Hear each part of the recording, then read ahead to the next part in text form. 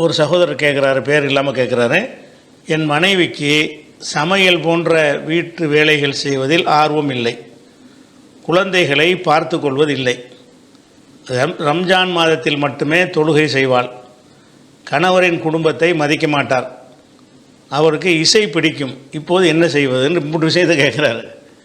மனைவி சில மனைவிட்ட உள்ள சில குறைபாடுகளை சொல்கிறார். பொதுவாக அதில் என்னென்ன அந்த மனைவிக்கும் சேர்த்து, அவங்களும் முஸ்லீமாக தானே இருக்கிறாங்க, அவங்களுக்கு இஸ்லாம் என்ன சொல்லுது என்பதை அவங்களும் அறிந்து கொள்ள வேண்டும்.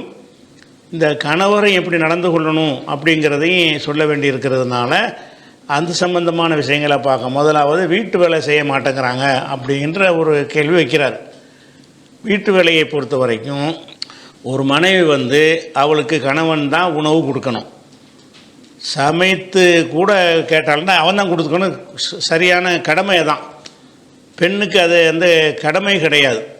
அந்த ஒரு விஷயத்தை வைத்து கொண்டு தான் அதிகமான பெண்கள் என்ன செய்கிறாங்கன்னா, சமைக்கிறதுக்கு என் வேலை கிடையாது, அதெல்லாம் நான் செய்ய முடியாது அப்படிங்கிற மாதிரி சில வாதங்களை வைத்து குடும்பங்களில் பிரச்சனை வருகிறது.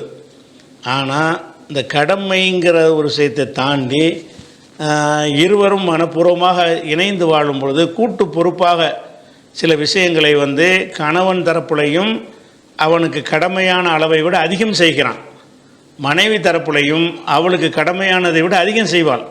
இந்த மாதிரி அந்த குடும்பம் போனால் தான் சிறப்பாக கணக்கு பார்க்குறாருந்தா 2 சைட்லேயும் கணக்கு பார்க்கணும்ல.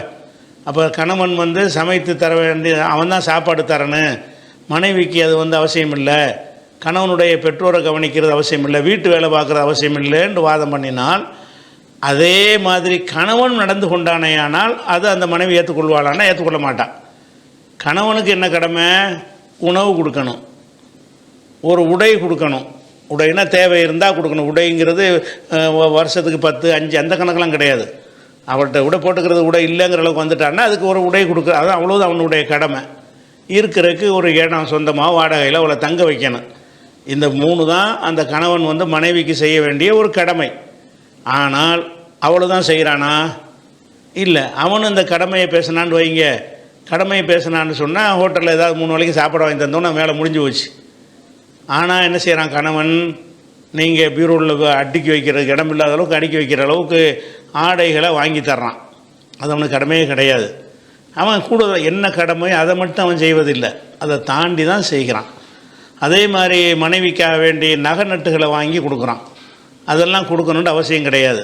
அவனுக்குதா நகை நட்டுங்கிறது ஒரு பெரிய சொத்து, ஒரு ப்ராப்பர்ட்டி மாதிரி உள்ளது. அப்போ இந்த சாப்பாட்டு கணக்கு பண்ணி மட்டும் அவன் செய்வது கிடையாது. இன்னும் சில பேர் மனைவியின் மீது அதிக அன்பு வைத்து வாங்குகிற சொத்துக்களை எல்லாம் அவன் பேர்லையும் மனைவி பேர்லையும் கூட்டாக வாங்கக்கூடிய சகோதரர்கள்லாம் நம்ம அறிகிறோம். அது மாத்திரம் இல்லாமல் மனைவிக்கே சொத்துக்களை எழுதி கொடுத்த கணவன்மார்கள்லாம் இருக்கிறாங்க. இதெல்லாம் கடமைங்கிற அளவோடு நிற்கிறான். அதை தாண்டி தான் செய்கிறான், கணவன்கிறவன் செய்கிறான். அது மாத்திரம் இல்லாமல் சொந்த ஊரில் மனைவி மக்களோட சந்தோஷமாக இருக்கிறதுக்கான வாய்ப்புகளை எல்லாம் இழந்துட்டு அவன் என்ன செய்கிறான், வெளிநாடுகளில் போய் சம்பாதிக்கிறான், கஷ்டப்படுறான், கூலி வேலை செய்கிறான். இதை செய்வதற்காக பெரிய தியாகம் செய்கிறான். இதெல்லாம் எதுக்கு செய்கிறான்? அவன் கல்யாணம் பண்ணாமல் இருந்தானா இதெல்லாம் செய்ய தேவையில்லை. அவனுடைய சாப்பாட்டுக்கு சும்மா சாதாரண ஒரு கடையில் ஒரு லேபராக வேலை செஞ்சாலே அவன் சாப்பாட்டை விட பல மடங்கு சம்பாதிக்க முடியும். எல்லாம் அந்த குடும்பம் மனைவி மக்கள் நம்ம நல்லா இருக்கணும் அப்படிங்கிற ஒரு கணக்குக்காகத்தான் இவ்வளவும் செய்கிறான். அப்படி இருக்கிற நேரத்தில் பெண்கள் என்ன செய்யணும்னா, நமக்கு சமைக்கிறது கடமை இல்லை. ஆனால் கடமையை மட்டும் நம்ம செய்யலையே, கணவர் செய்யலையே. கணவர் கடமையை தாண்டி தானே செய்கிறாரு. ஏசி போடுறாரு, ஃப்ரிட்ஜ் வாங்கி அதெல்லாம் தர முடியாது. அதெல்லாம் ஏசி ஃப்ரிட்ஜெலாம் தர வேண்டிய எனக்கு கடமை இல்லைன்னு சொன்னார்னா, வாஷிங் மிஷின்லாம் எனக்கு தர கடமை இல்லை அப்படின்னு சொல்லிட்டாருன்னு சொன்னால், உங்கள் துணிகளையே நீங்கள் தானே துவைக்க வேண்டி வரேன், அது கூட மிஷினில் வந்துருச்சா இல்லை இப்போ. அதனால் பெண்கள் விளங்குற என்னென்னு கேட்டால், உங்களுக்கு வீட்டு வேலை செய்கிறது கட்டாய கடமை இல்லைங்கிறது மட்டும் ஓகே. அது எப்போ ஓகேன்னு கேட்டால், அதே மாதிரி அவனும் சட்டம் பேசினா தான், புருஷனும் அதே மாதிரி சட்டம் பேசினான்னு சொன்னால், நீ சட்டம் பேசுகிறீங்கள நானும் பேசுகிறேன். அதுக்கு தான் அந்த கடமைங்கிற ஒரு விஷயத்தை நம்ம யூஸ் பண்ணணுமே தவிர, கடமையை தாண்டி தார்மீக ரீதியாக செய்ய வேண்டிய வேலைகள்லாம் உலக வாழ்க்கையில் இல்லை. வணக்கத்தில் கூட கடமைன்னு ஒன்று இருக்கிறது. கடமை மட்டுமா இருக்குது, சுன்னத்து இருக்குது, நஃபில் இருக்கா இல்லையா, அதெல்லாம் இருக்குது. அந்த கடமை மட்டும்தான் செய்ய வேண்டி சொன்னீங்கன்னா ஃபெயில் ஆகி போயிடுறது வாய்ப்பு இருக்குது. அதே மாதிரி வணக்கத்தில் இருக்கிற மாதிரி தான் உலக விஷயத்துலையும் கடமைங்கிறது ஒன்று இருக்கத்தான் செய்கிறது. கடமையை கடந்து ஒரு அன்புக்காக வேண்டி ஒரு இணக்கத்துக்காக வேண்டி செய்ய வேண்டிய கூடுதல் விஷயங்களும் இருக்கத்தான் செய்கிறது. இந்த விஷயத்தை ஃபஸ்ட்டு என்ன செய்யணும்னு கேட்டால் மனைவிமார்கள் வழங்கி கொண்டது மார்க்கத்தினுடைய கடமை. நபிகள் நாயகம் ஸல்லல்லாஹு அலைஹி வஸல்லம் சொல்கிறாங்க, ஒல் மர்அத்து ராயத்துன் ஃபீ பைத்தி ஜௌஜிஹா, ஒரு பெண் கணவனுடைய வீட்டை நிர்வகிப்பவள்ங்கிறாங்க. வீட்டை நிர்வகிக்கிறேன்னு அர்த்தம், நிர்வகிக்கிறதுனா உட்காந்துட்டு இருக்க நிர்வகிக்கிறது, கூட்டுறது, பெருக்கிறது, அந்தந்த பொருள்களை உரிய இடத்துல வைக்கிறது, சுத்தமாக வைத்து கொள்வது, அதே மாதிரி உணவு உட்பட அடங்கிடும். எல்லாத்தையுமே என்ன செய்யணும், வீட்டை நிர்வகிப்போல் யாருன்னு கேட்டால் ஒரு பெண் ராயத்துன் ஃபீ பைத்தி ஜௌஜிஹா ஓ மஸ்ஊலத்துன் அன் ராயத்திஹா, அவளுடைய பொறுப்பின் கீழே உள்ளவை பற்றி அவள்கிட்ட கேள்வி கேட்கப்படுமா? அல்லாஹ் கேள்வி கேட்பான். நீ உன்னை நம்பி தானே அந்த வீட்டை ஒப்படைச்சாங்க, நீ ஒழுங்காக வச்சுருந்தியா அப்படின்னு எப்படி தொழுகை இபாதத்துகளுக்கு கேள்வி இருக்கிறதோ அது மாதிரி இதுக்கும் கூட கேள்வி இருப்பதாக நபிகள் நாயகம் ஸல்லல்லாஹு அலைஹி வஸல்லம் சொல்கிறாங்க. இது புகாரியில் 893வது ஹதீஸு, 2409, 2583, 2751, 5188 இந்த ஹதீஸுகள்லாம் இருக்கிறது. இன்னொரு ஹதீஸில் 2554வது ஹதீஸில் பிள்ளைகளை பற்றியும் சேர்த்து சொல்கிறாங்க. ஒல் மராத்து ராயத்துன் அலா பைத்தி பாலிஹா வலதிஹி, அதாவது ஒரு பெண் தன்னுடைய கணவனுடைய வீட்டையும் நிர்வகிப்பவளாக இருக்க வேண்டும். வலதிஹி, அவனுடைய பிள்ளைகளையும் இவர் தான் பராமரிக்கணும். பிள்ளைகளை பராமரிப்பதில் இல்லைன்னு இந்த கேள்வி கேட்குறாருல, அது மார்க்க கடமை. உங்களுக்கு பிள்ளைகளை அப்புறம் எப்படி தொழுவுறது கடமையோ அதே மாதிரி அவங்களுடைய பிள்ளைகளை நல்ல முறையில் ஒரு பிள்ளையை கவனித்தல் என்னங்கிற ஒரு பொது அறிவு இருக்குல்ல, பொது புத்தி, அந்த புத்தியில் எதெல்லாம் பிள்ளைகளுக்கு செய்ய வேண்டுமோ அதெல்லாம் செய்வது அவங்களுடைய ஒரு கடமையாக இருக்குது. இது புகாரில் 2554, 5200, 7138 ஆகிய ஹதீஸுகளில் இந்த விஷயங்கள் இருக்கிறது. அப்போ இதில் நம்ம என்ன விளங்குறோம்னு கேட்டால், அந்த வீட்டு சமையல் செய்ய மாட்டேன்லாம் சொல்லலாம். எப்போ சொல்லலாம்னு கேட்டால் அதே மாதிரி அவன் தரப்புலேயும் நடந்து கொண்டால் நீங்கள் சொல்லணும். அப்போ நீங்கள் அது மாதிரி செய்யலாம். இவன் தான் அதை தாண்டி எல்லாம் செய்கிறானே, நகை நட்டு அது இதுன்னு தேவைக்கு அதிகமாக தானே ஆண்கள் குடும்பத்துக்காக எல்லாத்தையும் அள்ளி போடுறாங்க. அவருடைய தாய் தந்தையரை விட கூட சில பேர் மனைவியை ஜாஸ்தியாக கவனிக்கிறவங்களாக இருக்கிறாங்க. அதெல்லாம் இருக்கிற விஷயத்தை பார்க்குறோம். அது மாதிரி இப்போ நபிகள் நாயகம் ஸல்லல்லாஹு அலைஹி வஸல்லமுடைய மகளார் ஃபாத்திமா அவங்க அலி ரலியல்லாஹு அன்ஹு கல்யாணம் பண்ணி கொடுக்குறாங்க. அங்கே அலி வீட்டில் போய் அவங்க என்ன செஞ்சாங்கன்னு கேட்டால், அந்த காலத்தில் எதெல்லாம் வீட்டு வேலைன்னு வைத்திருந்தார்கள் அந்த எல்லா வேலையும் இழுத்து போட்டு அவங்க தான் செஞ்சிகிட்டு இருந்தாங்க. குறிப்பாக மாவு அரைத்தா தானே ஏதாவது நம்ம நாட்டில் அரிசி சாப்பிட்றோம், மாவு அரைக்க தேவையில்லை, அரிசியவே சோறாக ஆக்கிட முடியும். அந்த நாட்டில் கோதுமை உணவாக இருந்ததுனால கோதுமையை மாவாக ஆக்கி அந்த மாவை ரொட்டியாக ஆக்கி தான் செய்ய முடியும். அப்போ எல்லார் வீடுகள்லையுமே கோதுமையை மாவரைக்கக்கூடியதற்காக வேண்டி திருகைன்னு ஒன்று வச்சுருப்பாங்க. திருகைங்க ரைஸ் மில்லாம் இப்போ கிடையாதுல்ல, மில்லு இருந்தால் மில்லு பண்ணி மாவாக்கிடுவாங்க. மாவாக தயார் பண்ணி விற்கக்கூடிய மாதிரியான செட்டப்புகள் அந்த காலத்தில் இல்லை. என் வீட்டுக்கு மாவு வேணும்னா நான் தான் எனக்கு தேவையான கோதுமையை போட்டு மாவை அரைச்சிக்கிறேன். அந்த திருகையில் கோதுமை போட்டு சுற்றிக்கிட்டே இருப்பாங்க. சுத்த என்ன செய்யும், அது நொறுங்கி மாவாக ஆகி வந்துக்கிட்டே இருக்குது. மரம் 2வது தடவை ஒருக்கா போடுவாங்க. அப்படியே அந்த பட்டு மாதிரி வர்ற வரைக்கும் அரைச்சிக்கிட்டு இருப்பாங்க. அந்த கையில் அந்த பிடி இப்படி சுற்றும்போது கையெல்லாம் காய்ச்சி போயிடும். பெண்களுக்கு வீட்டிலே திருகை, அந்த காலத்தில் நாங்கள் சின்ன பிள்ளையாக இருக்கலாம், எங்கள் வீடுகள்லாம் திருகை இருந்திருக்குது, நாங்கள் பார்த்துருக்குறோம். அந்த திருகையை வைத்து நெஞ்சிருக்கிறாங்க ஃபாத்திமா ரலியல்லாஹு அன்ஹா அவர்கள் கையெல்லாம் காய்ச்சி போய் கஷ்டப்பட்டுட்டு இருக்கிறாங்க. அப்போ இது புகாரில் வரக்கூடிய 5361வது ஹதீஸ். அப்போ ரசூல் ஸல்லல்லாஹு அலைஹி வஸல்லம் அவர்களுக்கு இந்த அடிமை பெண்கள் கொஞ்சம் பேர் வந்திருக்கிறாங்க, அதை தேவைப்படுறவங்களுக்கு பகிர்ந்து கொடுக்குறாங்க என்று ஃபாத்திமா கேள்விப்பட்டு ரசூலுல்லாஹ்வுடைய வீட்டுக்கு வர்றாங்க. தகப்பனார் வீட்டுக்கு எனக்கும் ஒரு அடிமையை கொடுங்க அப்படின்னு சொல்லி, இந்த மாதிரி திருகை அரைத்து ரொம்ப கஷ்டமாக இருக்கிறது, வீட்டு வேலை பார்க்க சிரமமாக இருக்கிறது, அதனால் எனக்கு ஒரு அடிமையை கொடுங்கன்னு கேட்டு வர்றதுக்காக வீட்டுக்கு வர்றாங்க.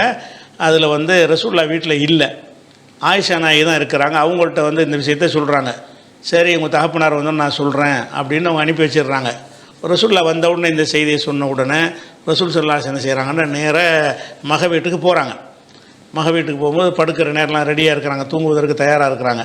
போன எந்திரிச்சு உட்காடுறாங்க, என்னென்னு பேசிகிட்டு இருக்கும்போது இந்த சொல்கிறாங்க.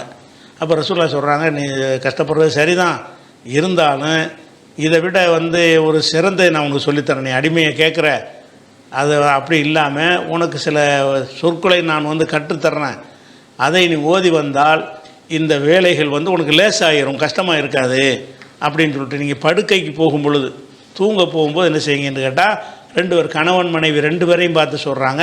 ஃபசப்பிஹா சலாத்தம் வ சலாதீன 33 தடவை சுப்ஹானல்லான்னு சொல்லுங்கள். வஹமதா சலாத்தம் வ சலாதீன 33 தடவை அல்ஹம்துலில்லாஹ் சொல்லுங்கள். ஓ கப்பீரா அர்பாம் வ சலாதீன 34 தடவை அல்லாஹ் அக்பர் சொல்லுங்கள். இது உங்களுக்கு ஒரு ஊழியர் இருப்பதை விட இது மேலானது அப்படின்னு சொல்லி இந்த ஊழியரை கொடுக்கல.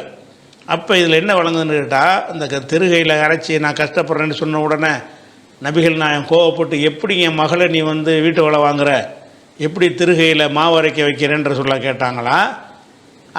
அது பேசாமல் காதில் கட்டுன்னு செஞ்சிட்டாங்க, அதை அங்கீகரிச்சுக்கிட்டாங்களா? அப்போ பெண்ணுக்கு அந்த வேலை இல்லைன்னு சொன்னால் ரசூலுல்லாஹ் அப்படி என்ன செஞ்சிருப்பாங்க, எப்படி என் மகளுக்கு நீ இந்த வேலையை கொடுத்துருக்குற, அவங்க திருகையில் மாவு அரைக்கிறாங்க, திருகையில் அரைக்கிற ஒரு கஷ்டமான வேலை, அவங்க கையெல்லாம் காய்ச்சி போச்சு, இப்படி நீ செய்கிறீன்னு அலியை கண்டிக்கவா செஞ்சாங்க? தன் மகள் கஷ்டப்பட்டு அந்த வேலை செய்கிறத ரசூலுல்லாஹ் அக்செப்ட் பண்ணுறாங்கல்ல, அதெல்லாம் செய்யணும். பெண்களுக்கு அந்த கடமை. என்ன ஒரு வீடுங்கிறது வெளி நிர்வாகம் உள் நிர்வாகம்னு இருக்கிறது. வெளியே நிர்வாகத்துக்கு கணவன் போய் சம்பாரிச்சுக்கிட்டு திரட்டிட்டு வருவான்னு சொன்னால் வீட்டு பூரத்தையும் நிர்வாகம் பூரா அவங்க கையில் தான் இருக்கிறது. அனைத்து நிர்வாகத்தையும் அவர் பார்க்கணும். அப்போ இந்த ஹதீஸு புகாரில் 5361வது ஹதீஸில் இருக்கிறது. அதே மாதிரி ரசூல் ஸல்லல்லாஹு அலைஹி வஸல்லம் காலத்தில் ஒருத்தன் அஸ்மாண்டா யாருன்னா ஆயிஷா நாயுடைய சகோதரி, அபூபக்கருடைய மகள். அவங்க ஜுபைரை கல்யாணம் பண்ணியிருந்தாங்க. அவங்களே சொல்கிறாங்க, குன்து அஹதிமு ஜுபைர ஹிதுமத்தல் பைத்தி, நான் ஜுபைர் என்ற என் கணவருக்கு வீட்டு வேலைகள்லாம் நான் பணிவிடை செஞ்சுக்கிட்டு இருந்தேன். அவர் ஒரு குதிரை வச்சுருந்தார், அந்த குதிரையையும் நான் தான் பராமரிப்பேன். இருக்கிறதுல நம்ம கஷ்டமான வேலை அந்த குதிரை தான் அப்படின்னு சொல்லி குதிரைக்கு தீனி போடுறது, கட்டி போடுறது, அதை சுத்தப்படுத்துறது, கழுவி விடுறது, இந்த வேலைகள்லாம் நான் தான் செஞ்சுக்கிட்டு இருந்தேன். அவருக்கு ஒரு தோட்டம் இருந்துச்சு, அங்கே உள்ள புல்பூண்டுகள்லாம் பிடுங்கி போடுறது, பேரிச்சங்குட்டைகள் எடுத்துகிட்டு வர்றது, இந்த வேலையெல்லாம் நான் தான் சுமந்துக்கிட்டு செய்வேன். இதெல்லாம் ரசூலுல்லாஹ்வுக்கு தெரியும். ரசூலுல்லாஹ் அதை பார்க்குறாங்க, அந்த அம்மா செய்கிற வேலையெல்லாம் பார்க்குறாங்க. இந்த ஒரு செய்தி சஹீஹ் முஸ்லீமில் வரக்கூடிய ஹதீஸை பார்க்குறோம். அப்போ இதெல்லாம் என்ன இல்லை, பெண்கள் இதெல்லாம் செய்ய மாட்டேன்னு சொல்கிறது சரியில்லை. பெண்கள் நீங்கள் என்ன நினச்சி பார்க்கணுன்னா, ஒரு ஆம்பளை அவனுக்கு என்ன கடமை அதை மட்டுமா செய்கிறான், அவன் கடமையை தாண்டி 100 மடங்கு செய்கிறான். எல்லா ஆண்களுமே அவர்கள் மனைவிக்கு என்ன செய்யணும் என்று மார்க்கத்தில் சொல்லப்பட்டு இருக்கிறதோ அதை விட 100 மடங்கு செய்கிறார்கள். இல்லாதவனாக இருந்தாலும் இருக்கிறவனாக இருந்தாலும் ரொம்ப அதிகமாகத்தான் செய்கிறார்கள். அப்போ என்ன செய்யணும், மனைவிமார்கள் அவனே கடமைக்கு மேலே செய்கிறான், நானும் கடமைக்கு மேலே செய்வேன். அதே மாதிரி ரசூலுல்லாஹ்வுடைய அந்த ஆடைகள் குடும்ப வாழ்க்கை ஈடுபட்டவனு அந்த ஆடை கழுவ வேண்டிய ஒரு நிலைமைக்கு வந்துடும். அப்போ நான் தான் ரசூலுல்லாஹ்வுடைய ஆடைகள்லாம் கழுவி கொடுப்பேன் அப்படின்னு சொல்லி ஆயிஷா நாயி அறிவிக்கக்கூடிய ஒரு செய்தி புகாரில் 229வது ஹதீஸில் இருக்கிறது. அதே மாதிரி ரசூலுல்லாஹ் வீட்டில் அவங்களுக்கு சாப்பாடை அவங்க சமைச்சு சாப்பிடுவாங்களா, வீட்டில் சாப்பாடு இருக்கான்னு கேட்பாங்களா? வீட்டுக்கு வந்தார்களே ஆனால் ஹல் இந்தக்கும் செய்யுன், உங்கள்கிட்ட ஏதாச்சும் இருக்குதான்னு கேட்பாங்க. இருக்குதுன்னு சொன்னாங்கன்னா அந்த சாப்பாடை வைப்பாங்க. அப்போ என்ன செய்கிறோம், வீட்டில் சாப்பாட்டை அவங்க தான் ரெடி பண்ணியிருக்காங்கன்ற அர்த்தம். இது புகாரில் 1494வது ஹதீஸில் இது இருக்கிறது. அதே மாதிரி ஒரு விருந்தாளி ஊரிலிருந்து வந்துட்டார். உடனே மனைவர்கிட்ட ஆள் அனுப்பி ஏதாவது விருந்துக்கு சாப்பிட இருக்கா, விருந்தாளி வந்திருக்காருன்னு கேட்டு விட்றாங்க.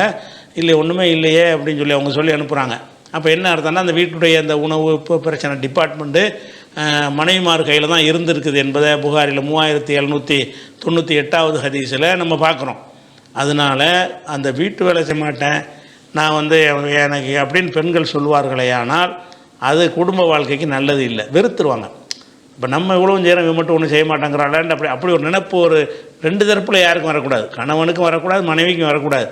நமக்காக அவன் இருக்கிறான், அவனுக்காக நம்ம இருக்கிறோங்கிற மாதிரி அந்த வாழ்க்கை போனால் தான் அது ஒரு நரகமில்லாத ஒரு வாழ்க்கை, சந்தோஷமான வாழ்க்கையாக இருக்கும். இதை உங்கள் மனைவிக்கு நீங்கள் எடுத்து சொல்லுங்கள், மார்க்கத்தினுடைய கடமை இருக்குதுன்னு சொல்லுங்கள். அதையும் மீறி போனாங்கன்னா என்ன செய்யுங்க, அதுக்கு உள்ள அடுத்தடுத்த விஷயங்கள் நீங்கள் பார்த்துக்கிற வேண்டியதான். அதே மாதிரி அவங்க இந்த மாதிரி சில விஷயங்களில் பெண்கள் கட்டுப்படாமல் இருப்பாங்க, புரியாமல் அவங்க நினச்சதெல்லாம் நிற்பாங்க, அதெல்லாம் முடியாதுன்னு சொல்லுவாங்க. என்ன சொன்னாலும் இறையச்சமும் தார்மீக ரீதியாக நேர்மை இருக்கிறவர்கள் மட்டும்தான் இதெல்லாம் கட்டுப்படுவாங்க. அது தலைதறிச்ச மாதிரி உள்ள பெண்களாக இருந்தாங்கன்னா கட்டுப்பட மாட்டாங்க. அப்படி இருந்தால் கூட இஸ்லாம் என்ன சொல்லுதுன்னு கேட்டால், நீங்கள் வாஷிருஹுன்ன பில் மஅரூஃபி, அந்த மனைவிமார்கிட்ட அழகான முறையில் குடும்பம் நடத்துங்கள்.